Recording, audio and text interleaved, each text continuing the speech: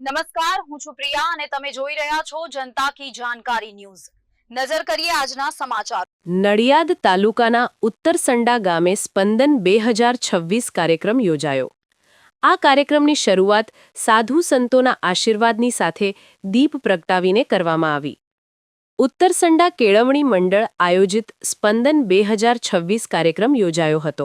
આ કાર્યક્રમ ઉત્તરસંડા કેળવણી મંડળની તમામ સ્કૂલના આશરે 400 સ્કૂલના વિદ્યાર્થીઓએ ભાગ લીધો હતો, જેમાં સ્કૂલના વિદ્યાર્થીઓ દ્વારા સાંસ્કૃતિક કાર્યક્રમો, ડાન્સ વગેરે કાર્યક્રમો કરવામાં આવ્યા હતા।